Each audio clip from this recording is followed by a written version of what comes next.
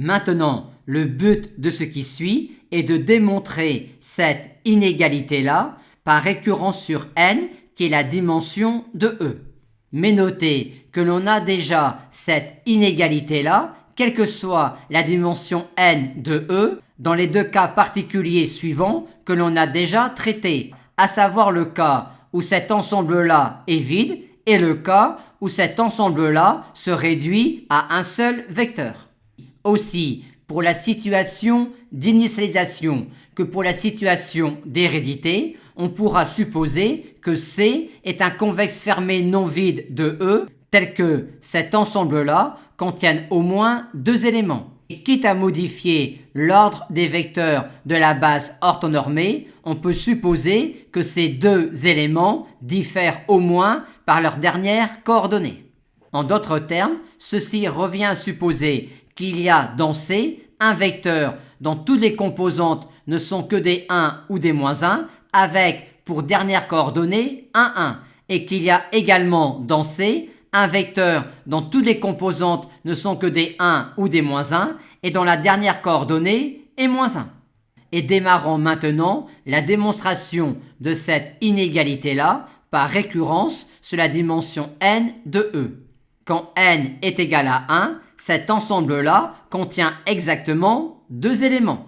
Et vu ce que l'on vient de dire, on peut supposer que le convexe fermé non vide de E vérifie cette hypothèse-là. Et alors, les deux seuls vecteurs possibles de grand X de oméga sont également dans C et par conséquent, quand n est égal à 1, sous cette hypothèse-là, cette probabilité-là vaut 1.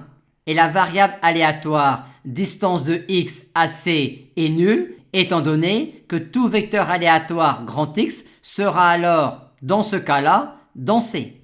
Par conséquent, on a ici la variable aléatoire constante qui vaut toujours 1. Aussi, quand n égale 1 dans cette situation-là, on a ici une quantité qui vaut 1. Par conséquent, l'inégalité est montrée quand n égale 1.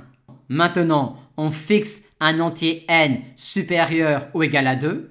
On suppose alors la propriété démontrée quand la dimension de E est n-1. Et on va maintenant le démontrer quand la dimension est n. Et vu les cas particuliers que l'on a déjà traités pour n quelconque, on peut alors supposer que C est un convexe non vide fermé de E tel que cela. C'est-à-dire encore que l'on peut trouver dans C un vecteur de E dont toutes les composantes ne sont que du 1 ou du -1 avec un dernier coefficient qui vaut 1 et que l'on peut également trouver dans C un vecteur de E dont toutes les composantes ne sont que du 1 ou du -1 avec comme dernier coefficient un -1. On introduit alors E', le sous-espace vectoriel de E généré par les n-1 premiers vecteurs de cette base-là et on note pi, la projection orthogonale sur E'. Ce qui revient entre guillemets pour un vecteur de E de lui enlever sa dernière composante.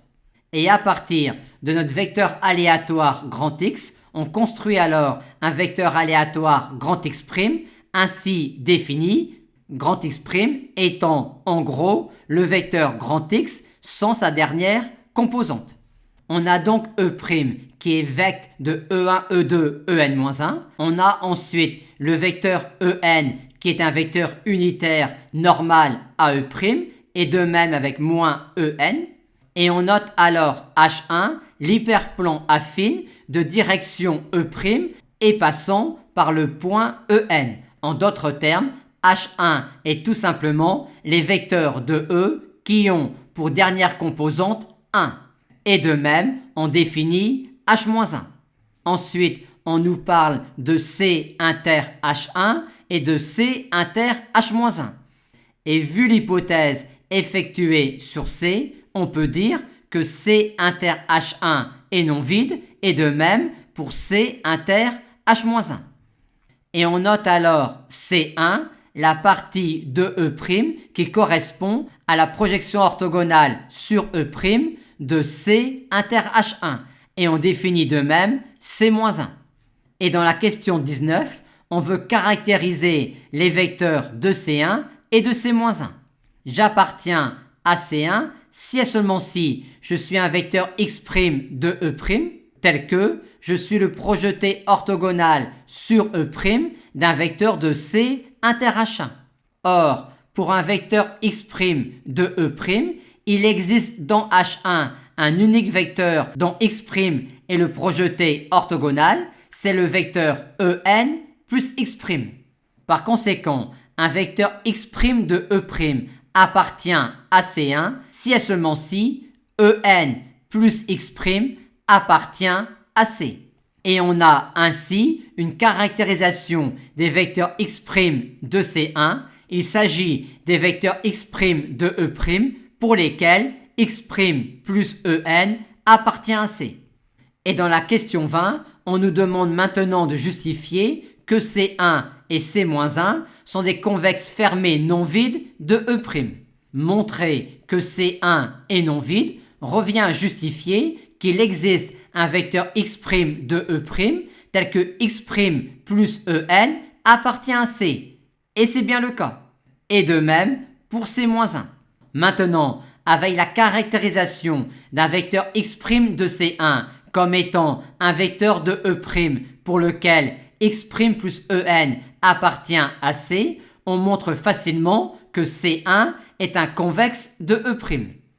Et avec la même caractérisation des vecteurs de C1, on montre que C1 est une partie fermée de E', étant donné que C1 est l'image réciproque par cette application continue-là de C qui était une partie fermée de E. Par conséquent, C1 est bien une partie fermée de l'espace euclidien E'.